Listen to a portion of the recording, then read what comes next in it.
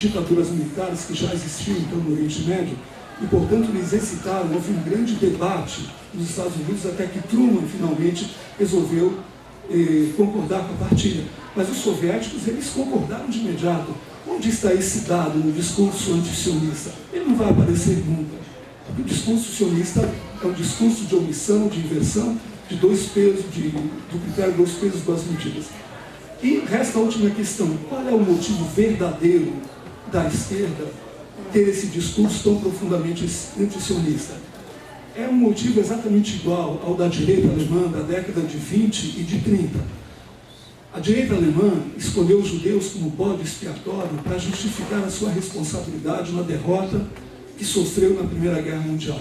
Graças à escolha dos judeus como bode expiatório, que significou psicologicamente recuperar o orgulho alemão e economicamente significou aliciar o apoio do povo alemão, porque evidentemente o boicote feito aos judeus que foram proibidos de trabalhar deu acesso, né, a um certo contingente da população alemã às profissões, ao mercado de profissões liberais, ao mercado comercial, industrial, etc., etc. Ou seja, quando se fala em boicote, o modelo não é o boicote da África do Sul, o modelo é o boicote feito aos judeus na Alemanha nazista. Esse é o modelo do boicote que agora se pratica contra Israel. Muito bem, a esquerda agora, ela usa Israel como bode expiatório para esconder os imensos crimes, o genocídio, inclusive, praticado pelas ditaduras do proletariado. Stalin não matou menos do que Hitler, até porque ficou mais no poder, muito mais tempo no poder. Pol Pot, no Camboja, foi um criminoso genocida. E a esquerda precisa esconder esses crimes e utiliza o mesmo mecanismo de projeção. Eu estou falando isso e eu sou de esquerda. A esquerda comunista, a esquerda que tomou o poder nos países da Europa Oriental e depois em certos países da Ásia, essa esquerda, na minha opinião, não é socialista, não é comunista, não é esquerda, isso é capitalismo de Estado. Então, mas essa esquerda, a esquerda que tem um discurso antisionista, entende que ela foi derrotada na Guerra Fria e, de fato, houve um fracasso no modelo estatizante, houve um fracasso econômico, houve um fracasso político, mas principalmente houve um fracasso ético. Isso está ficando cada vez mais patente. Um filme como A Vida dos Outros, que retrata o estado policialesco da Alemanha Oriental, mostra isso perfeitamente para quem quiser ver. Essa esquerda está projetando em Israel os seus próprios crimes. Israel não pratica limpeza étnica. Dos 600 mil árabes que ficaram em Israel e não foram expulsos nem por judeus, nem pelos exércitos invasores, nem pelos exércitos invasores, e nem fugiram porque fugiram de uma situação de guerra, que é absolutamente comum em populações civis. Desses 600 mil árabes que ficaram em Israel, hoje existem 1.400.000. Isso significa 20% da população de Israel. Ora, se Israel praticou, queria praticar, tentou praticar a limpeza étnica, nossa senhora, se o sionismo teve tanto êxito em tanta coisa, inclusive em sobreviver no meio hostil, no meio de ditaduras hediondas, genocidas, como a do Irã, então o que explicaria esse fracasso extraordinário de Israel em promover a limpeza étnica? Como é possível que uma população de 300 mil chegue a 1.200.000 em 60 anos? Que uma população de 600 mil chegue a 1.400.000 em 60 anos? Se isso é limpeza étnica, eu gostaria que os antisionistas me dissessem como eles denominariam o processo pelo qual 750 mil judeus que moravam nos países árabes dessa região que geopoliticamente é chamada Oriente Médio, ou seja, Tunísia, Marrocos, Egito, Líbia, Iraque, Síria, Iêmen, os Emirados Árabes, Líbano. Eu gostaria que aqueles que proferem um discurso antisionista me explicassem como chamariam a esse processo que fez com que uma população de 750 mil pessoas que não ameaçavam esses países, nesses regimes, foi reduzida a um número inferior a 10 mil. 98%. Habib e Ayuna, você já falou 50 minutos. Muito obrigado.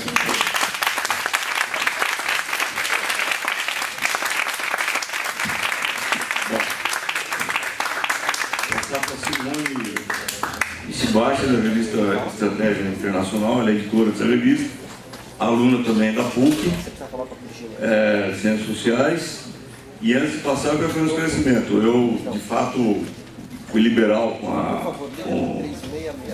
bastante liberal, com o tempo do Franklin, porque eu acho que ele apresenta argumentos que são interessantes para estimular o debate aqui na mesa. Então, mas eu não vou estender o liberalismo aos demais, por favor, senão não vamos sair daqui mesmo. Simone. Eu acho que a minha fala ela não vai correr nenhum risco de ter 2 pesos e 2 medidas. Acho que ela vai ter um peso e uma medida só, que vão ser bastante claros, né? Porque eu faço parte, e a revista que a gente edita também faz parte, de uma visão marxista, não só do problema da Palestina, mas do problema, enfim, da luta de classe internacional e das principais questões geopolíticas que estão colocadas hoje. E só antes de eu entrar, de fato, na minha fala, eu queria esclarecer uma coisa que o professor tocou, com muitas coisas, mas seguramente vai ser no debate, mas uma delas eu acho essencial, que diz respeito à posição da União Soviética frente à questão da criação do Estado de Israel, porque, de fato, a União Soviética ela foi uma das primeiras a reconhecer o Estado de Israel. Isso gerou uma desmoralização profunda, não só entre os comunistas, que era uma desmoralização que já vinha se dando desde 1924, num certo sentido, né, quando emerge o stalinismo, mas também, né, nas próprias tropas de resistência que estavam começando a se formar no conjunto do Oriente Médio, né, tropas essas que tinham, não sei se todo mundo sabe, mas no Oriente Médio existe uma tradição, houve uma tradição importante de PCs, né, no Iraque tinha um PC fortíssimo, em 1956 eles chegaram a estar num processo bastante importante de levante, né, que foi, enfim, extremamente desmoralizado por esse papel que cumpriu a União Soviética. Felizmente, a esquerda não se resume aos stalinistas. Então, aí é que eu convido todo mundo a conhecer, inclusive, a vastíssima elaboração que os trotskistas e Leon Trotsky legou de crítica já às bases desse Estado, porque a União Soviética ela não reconheceu só o Estado de Israel. A União Soviética ela massacrou processos revolucionários na Grécia, na Espanha, na Itália, enfim, em uma série de outros países, saiu da Segunda Guerra Mundial pactuando com os Estados Unidos, num acordo de Alta e Potsdam, e, enfim, não é nenhuma surpresa que ela reconheceria o Estado de Israel. Né? Tinha toda uma coerência com a sua política internacional. Mas, felizmente, não é a única esquerda que existe. Eu convido todo mundo a conhecer a crítica que o Trotsky, desde 1924, veio fazendo às bases de burocratização desse Estado. Né? Eu faço parte de uma corrente que, enfim, defende esse ponto de vista, né? E queria colocar que acho que, como foi muito bem posto aqui antes de mim, a questão do conflito da Palestina e no Oriente Médio em geral é uma questão que não diz respeito à religião, não diz respeito a questões culturais, diz respeito a uma questão política, né, como já foi colocado aqui muito bem pelos que me antecederam, diz respeito a uma política colonialista, né, quer dizer, nesse sentido a gente tem que se questionar, acho que um pouco, se nós fôssemos como são a maioria dos povos árabes, que vivem 2 séculos praticamente ou mais de opressão estrangeira, se nós também não nos revoltaríamos e se essa revolta não seria justa. Né? Nesse sentido, acho que é importante, porque foi falado de fatos e de números, tem alguns números. Por exemplo, a última ofensiva que aconteceu em Gaza no final do ano passado, a gente teve um saldo de 1.300 palestinos mortos e de 3 cidadãos israelenses mortos. Ou seja, nesse sentido, eu acho que os números dizem por si só. Quer dizer, a natureza desse conflito diz respeito, está expressa nesses números, né? Agora, independentemente disso, eu queria só frisar alguns elementos que já foram até tocados aqui, mas eu acho que são muito importantes, que é a gente pensar justamente isso, quer dizer, como surge esse movimento sionista, da onde vêm essas bases para a criação do Estado de Israel e, acima de tudo, qual é a sua base de classe? Porque, como foi colocado aqui antes de mim, antes do triunfo da Segunda Guerra Mundial, o movimento sionista era um movimento minoritário entre os judeus. Os judeus eles estavam incorporados às nações onde, enfim, eles tinham se localizado, né? Onde eles tinham os judeus poloneses, os judeus alemães, né? E é justamente na saída da Segunda Guerra Mundial que o movimento sionista ganha legitimidade, vamos dizer assim, na demanda de formação de um Estado judeu, junto a setores cada vez mais amplos. Qual que é a base disso? A base disso é muito evidente, na verdade. A base disso é o massacre e o genocídio que foi realizado na Segunda Guerra Mundial. Agora veja, esse massacre que foi realizado, para a gente ver qual era o caráter de classe que tinha e aonde isso levava, nas suas posições a direção desse movimento sionista, né, que se forjou com muita força no século XIX, mas que desde sempre esteve ligado aos estratos mais altos, à elite dentre os judeus que tinham relações, por exemplo, com a Rússia czarista bastante profundas. Isso sabendo que a Rússia czarista foi um dos países onde os pogroms, que era a matança indiscriminada dos judeus, acontecia sem a menor, vamos dizer assim, sem a menor hesitação.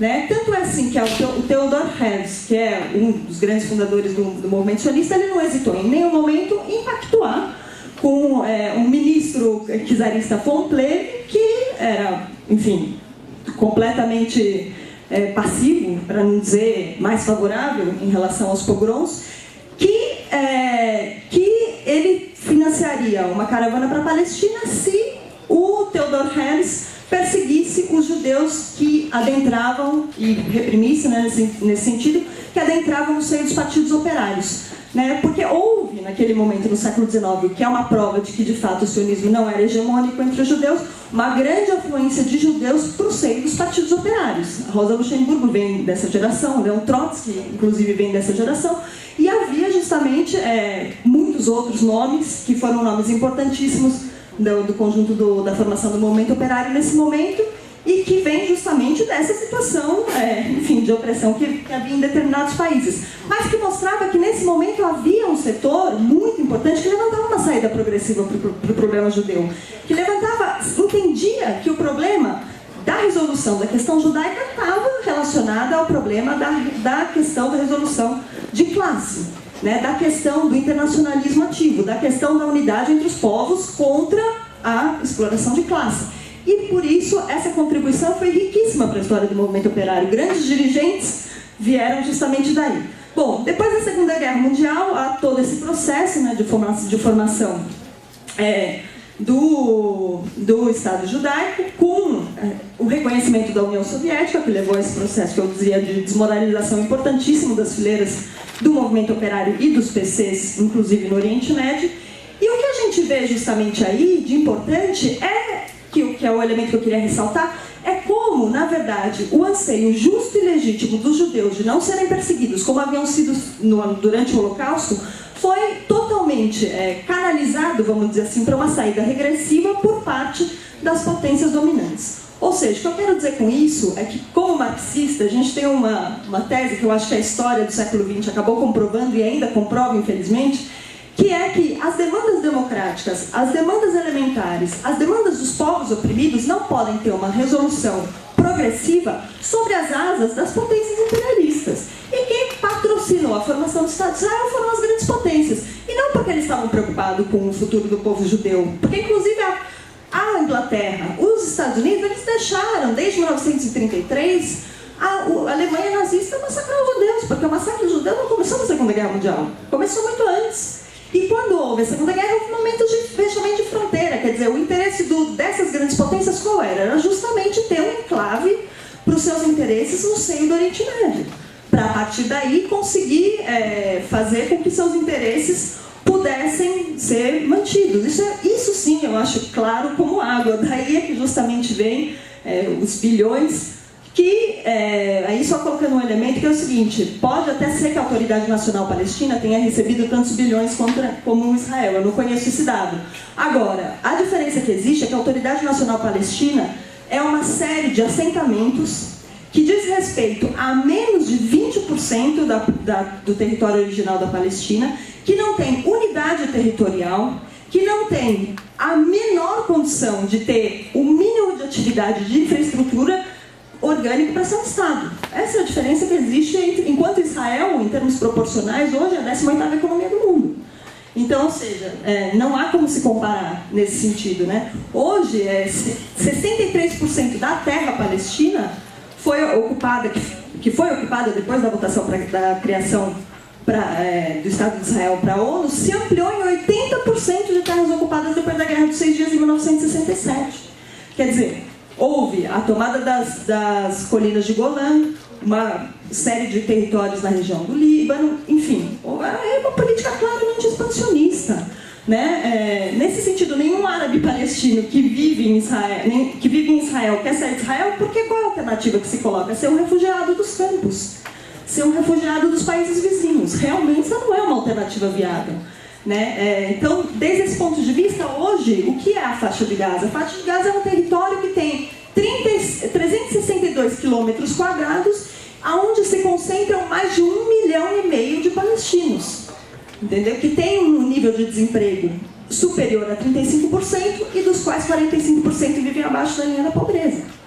Ou seja, para mim, esses dados mostram o que significa justamente ser hoje o resultado da política que foi levada até hoje no Estado de Israel, pelo Estado de Israel.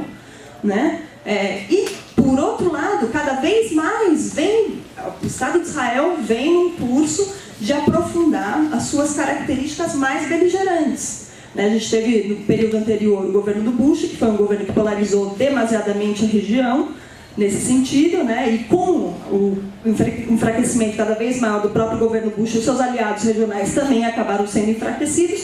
Isso levou a uma situação limite que culminou com a Guerra do Líbano. Quer dizer, a Guerra do Líbano ela foi um episódio bastante importante, porque um dos pilares da existência do Estado de Israel, sendo que ele traz como consequência tudo isso para o povo palestino, é justamente ter que ser um Estado belicista, ter que ser um Estado cujo papel do exército cumpre um papel muito profundo. É uma instituição pilar de todos os estados, mas no caso de Israel, muito profundo. Então, nesse sentido, a Guerra do Líbano foi importante porque foi um primeiro episódio onde Israel não conseguiu impor uma derrota militar para as forças do Hezbollah. Quer dizer, o Hezbollah ele não saiu enfraquecido, pelo contrário, ele saiu fortalecido.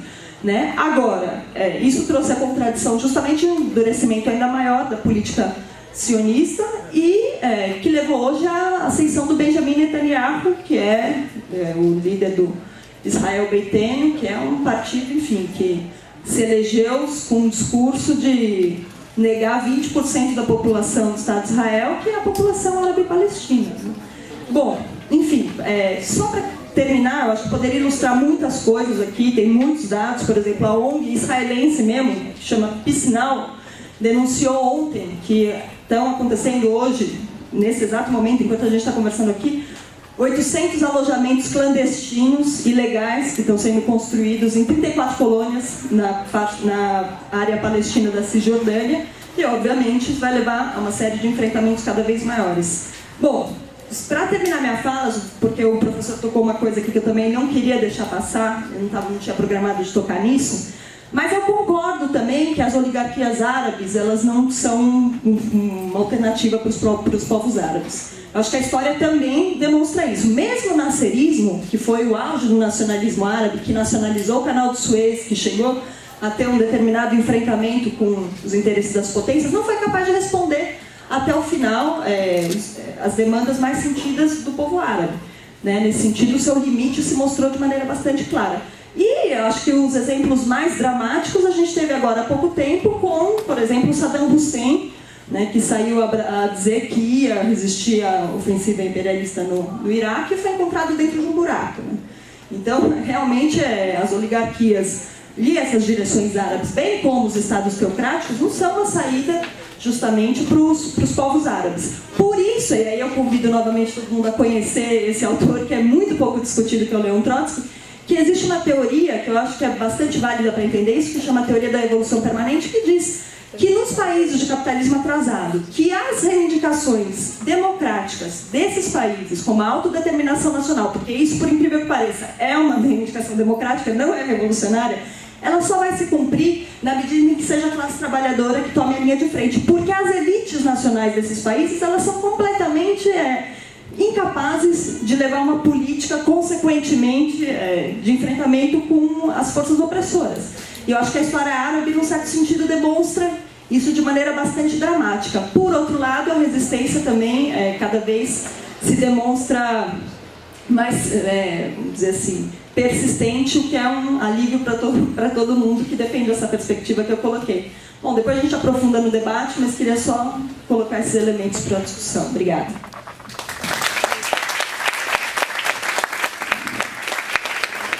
Eu vou passar a palavra agora para o Gershon, mas antes eu queria dizer que durante a intervenção dele eu vou ter que me retirar, porque eu tenho aula, alunos meus que estão aqui, aula.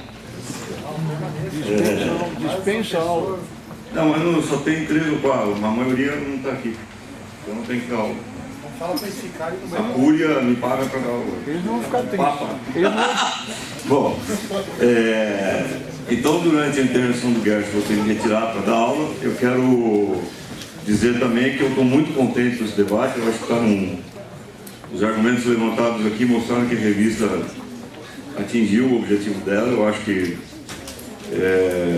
estou muito orgulhoso de ter participado desse esforço. Eu acho que esse debate está sendo excelente para a gente aprofundar as questões de esclarecimento. O Gerson, que eu vou chamar agora, um velho amigo meu, mais de um sentido, ele é um artista plástico israelense. O nome dele está inscrito na enciclopédia dos artistas plásticos israelenses. É um comunista da velha cepa, lá da turma do Oscar Niemeyer e do Stalin, Eu não queria falar. do Prestes. E tem uma vastíssima história, muito interessante de história de vida dele. E também é colaborador da revista Caros Amigos. Então, vou passar para ele, eu vou me retirar durante a fala dele e convido a Priscila a vir coordenar.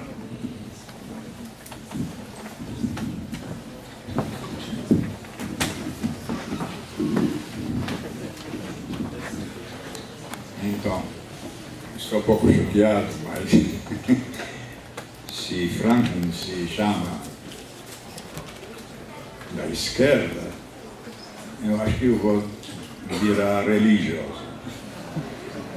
Porque eu me lembro das palavras de um grande líder de Israel, muito religioso, o pai desses soldados que se recusam de ocupar e de fazer isso que eles estão fazendo nos territórios ocupados. Tem um livro sobre isso. Cada vez cresce o número. Quero que você explique como acontece que o único lugar do mundo onde os soldados se recusam de continuar a fazer essas coisas que estão fazendo lá são Israel. Agora, não, eu quero continuar. Você já pegou muito tempo. Deixa-me. Então, essa é Yeshayahu Leibovitch. Essa ali, Yeshayahu Leibovitch, diz a seguinte: um país que ocupa um outro país não é mais democrático. Essa palavra do Yeshayahu Leibovitch. Grande homem. Então, daqui a pouco vão dizer que a ocupação é uma mentira. 41 anos de ocupação é uma mentira. E me desculpe, essa não vai passar assim. Ocupação terrível que destrói um povo inteiro, que fez esse muro da vergonha, e a gente acha que um povo que está embaixo da ocupação não tem direito de se libertar. Imagina, na França, durante a ocupação, algumas erros já foram feitas. Durante a ocupação na França, imagina que a gente pediu Macchi entrar em negociações com o Hitler e o Terceiro Reich para fazer paz. Você acredita isso? Não, a mesma coisa. A mesma coisa, simultaneamente. Então, desde 1967, acabou Israel com nosso sonho. Eu falo em nome dos meus amigos, minha geração.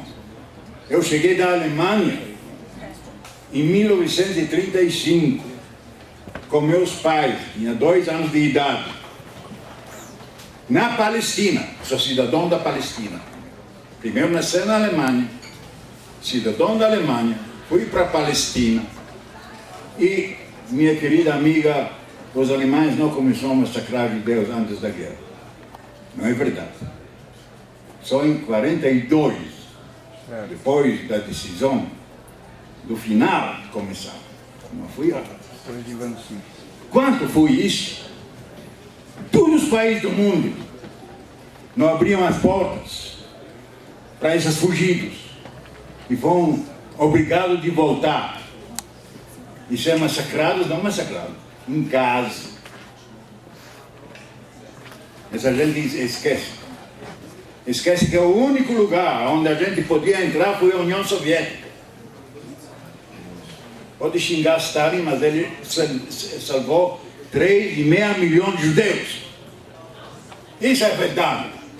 E a verdade que esses primeiros imigrantes, não essa do 19, você falou de milhares, não foram milhares, foram poucos. Eu falo da primeira imigração depois de 1917, foi um judeu socialista. E eles começam atividades positivas de criar coletivos em Palestina. Exageraram depois. E no sonho, eu estava membro do partido do MAPAM, a socialista sionista. Então, daí você deve saber que a coisa que MAPAM queria, junto com os comunistas, um Estado binacional. Então, seja isso a solução. E vai ser a solução. Vai ser a solução. Vou explicar por quê. Por quê? Porque com essa, você tinha o Benjamin Netanyahu não é encabeçando o movimento de Israel Betein. De Likud. Betein é o pior.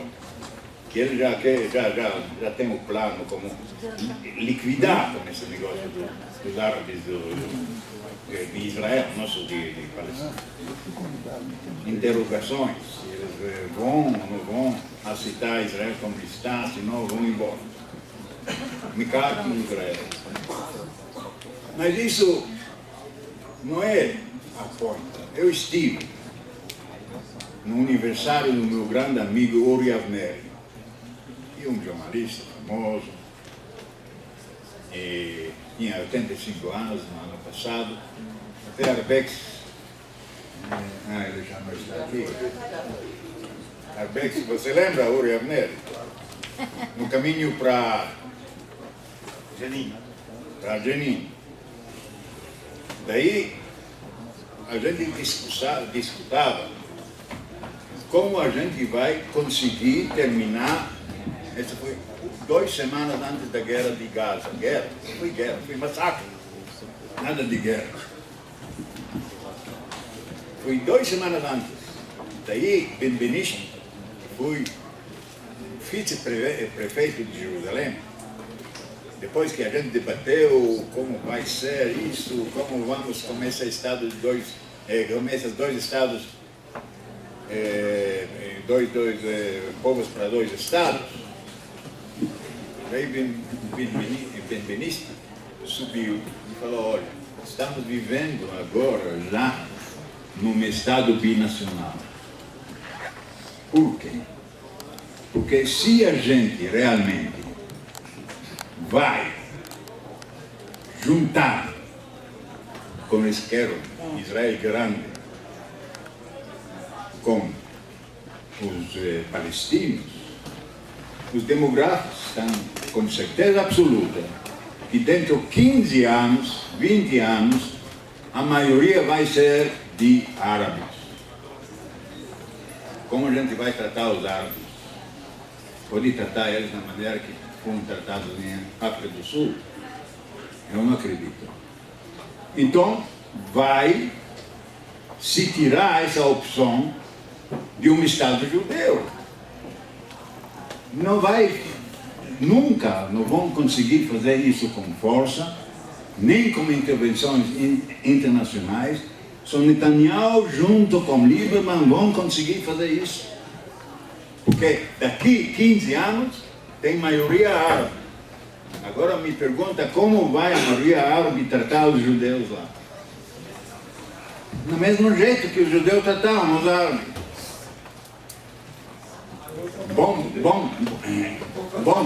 Isso que nós conseguimos com essa coisa terrível que aconteceu na nossa pátria, é minha pátria. Eu falo com minha. Daqui a gente vê isso um pouco diferente. Até que o ministro das Relações Exteriores ficava vermelho, ele chamava dois argumentos.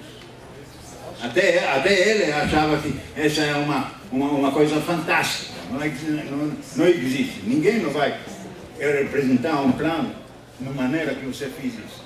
Uma vergonha. Não, é uma vergonha, não vou. É claro, os fatos são claros. A União Soviética foi a primeira que levou Israel para estabelecer o Estado dele no lado do Estado palestino. Essa questão dos 5 países, 3 países árabes que invadiram Israel, 5, o que foi Farouk? Não foi agente do inglês? O Abdallah tinha, o general dele foi inglês, Pasha.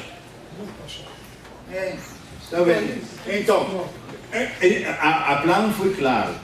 Na mesma maneira que os ingleses saíram em 15 de maio de 1948 de Haifa, na mesma maneira eles queriam voltar via janela, junto com esses exércitos árabes que foram vendidos, Iraque, Nuri Said. O que foi Nuri Said? Eles dão a ordem, os ingleses, de invadir para fazer depois negociações. Daí eles ficam de novo em Palestina. E a União Soviética deixou bem claro que ela acha que Israel é um fato de uma guerra anticolonial. Certo. Nós fizemos uma guerra anticolonial. Certo. E fomos traídos pelo Ben-Gurion.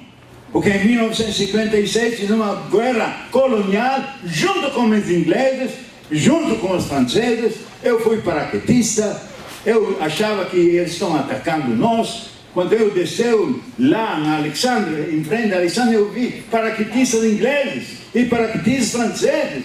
Meus amigos morreram lá. Para quê? Porque a NASA queria nacionalizar o Suez. Isso foi o problema. Mas da mesma maneira, em 56, quando Ben-Gurion pegou tudo o deserto de Sinai, o Khrushchev e o Eisenhower achavam que eles estão fora do jogo. Os ingleses e os franceses vão continuar a dominar essa região. O que fizeram Khrushchev